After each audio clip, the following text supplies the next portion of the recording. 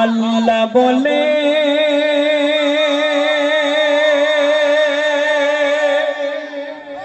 গো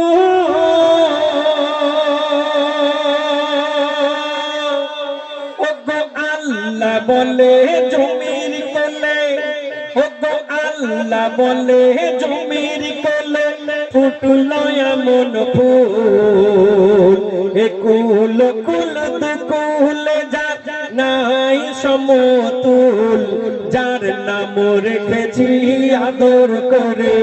আল্লাহ বলছে আমি যার নাম রেখেছি আদর করে, মোহাম্মদ রসুল, আমার মোহাম্মদ রসুল, তুমি দয়ার রসুল। আল্লাহ বলে গো, আল্লাহ বলে জমির কোলে, ওগো আল্লাহ বলে এমন ফুল, একুল কুল দুকুল যার নাই সমতুল, যার নাম রেখেছি আদর করে, মোহাম্মদ রসুল, আমার মোহাম্মদ রসুল, তুমি দয়ার রসুল। একদিন একটা বুলবুল পাখি, আপনারা মগরাহাটের মানুষ, বুলবুল পাখির নাম আপনারা প্রত্যেকে শুনেছেন, হয়তো অনেকে দেখেছেন। এই বুলবুল পাখি দেখতে খুব সুন্দর হয় আর ছোট মতো হয়। একদিন একটা বুলবুল পাখিকে তাড়া করেছে একটা বড় মাছ পাখি। কেন জানেন? তাকে খাবে বলে। বুলবুল পাখি নিজের প্রাণ বাঁচানোর জন্য উড়ে উড়ে ছুটে ছুটে আমার নবীর কাছে গিয়ে কি বললো আর কি ঘটছে শুনুন। ওগো একদিন বিকাল বেলা বসেছিল সাল্লে আলা, ছুটে এলো এক বুলবুল, বলে বাঁচাও দয়ার রসুল। আর তখন তেড়ে এলো এক বাজ পাখি, তার লাল লাল হিংস্র আঁখি, বলে ছেড়ে দাও ওকে দেখি, ও নবী ও যে মোর শিকারের পাখি। আর বুলবুল কেঁদে বলে আমাকে ছেড়ে দিলে, বুলবুল কেঁদে বলে আমাকে ছেড়ে দিলে, আমার জান যাবে চলে, আমার জান যাবে চলে গো।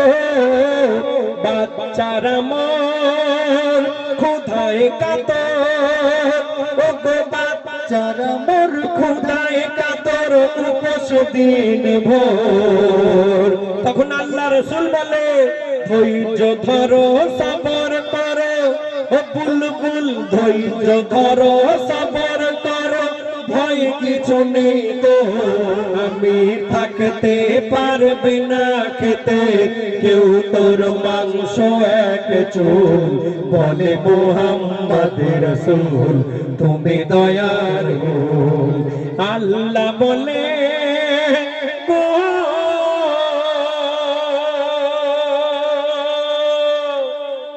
সেই ছোট্ট বুলবুল পাখি যখন উড়ে উড়ে গিয়ে আমার নবীর সামনে বসে বলল, ইয়া রাসূলুল্লাহ, আপনি আমাকে বাঁচিয়ে নিন, না হলে ওই বড় মাছ পাখি আমাকে ধরে ফেললে ছিঁড়ে কুড়ে আমাকে খেয়ে ফেলবে।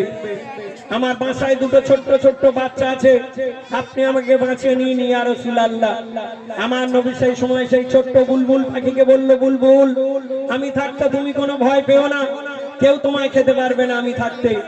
আমার নবী সেই ছোট্ট বুলবুল পাখিকে সেদিন নিজের জুব্বার মধ্যে ঢেকে নিয়েছিল।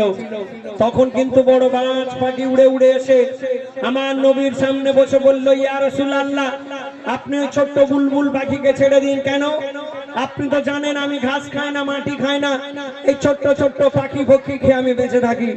আর আপনি যদি তাদেরকে নিজের জুব্বার মধ্যে ঢেকে রেখে দেন, আমি তো না খেয়ে মরে যাব, আমি কি খেয়ে বাঁচবো? আপনি বিচার করে বলুন। আমার নবীর সেদিনের বিচার তিনি বিবি আয়েশাকে ডেকে বলল, বিবি বাড়িতে আমাদের রান্নার জন্য যে কাঁচা গোশ আছে, যাও যাও তার থেকে কিছুটা নিয়ে ওই বড় বাজ পাখিকে দিয়ে দাও। কিন্তু তারপর কি ঘটলো শুনুন।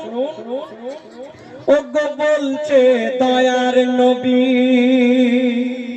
ওকে কাঁচা গোশ দাও আয়েশা বিবি, বাজ পাখি খেয়ে নিবি, বুলবুলকে ছেড়ে দিবি। আর তখন বলে বাজ শোন দোস্ত, আমি খাবো না বাসি গোস্ত, দোষের আমি ভক্ত, তার সাথে তাজা রক্ত।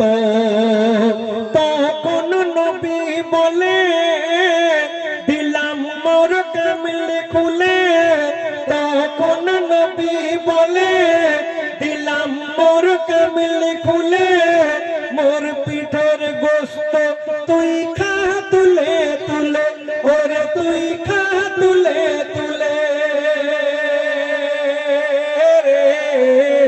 বাজ পাখি পিঠে মোহর দেখি, ও গো বাজ পাখি পিঠে মোহর দেখি, সেখানে পালক বুলিয়ে দেয়। নবী বলে কি করলে মোর আরাম লাগে গায়, মাংস আমার তোমার খাবার, ও বাজ করছো কেন ভুল, বলে মুহাম্মদ রাসূল তুমি দয়ার রাসূল। সেই বুলবুল পাখি এবং সেই বড় মাছ পাখি সেদিন যারা আমার নবীর সামনে এসেছিল, তারা কারা ছিল, তারা কেন বা এসেছিল আমার নবীর কাছে? বলছে দেখুন, ও গো খুলে গেল ভেদরাজ, তারা ছিল না বুলবুল বাজ, তবে সে যে ছিল নবীজি জজ, বিচার করা নবীর কাজ। আর বুলবুলির ছদ্মবেশে মিকাইল ফারিস্তা আসে, বাজ পাখির রূপ ধরে জিবরিল আসে খোদার আদেশে। আর তারা তখন বলে কেন শ্রেষ্ঠ নাম তোমার, তুমি কেমন করো বিচার, তার পরীক্ষার ভার দিল মোদের পার পার দেগা। আর কেন সেরা বলে নবী, মোরা সামনে দেখি সবই, এই তো তোমার আসল খুবই গো।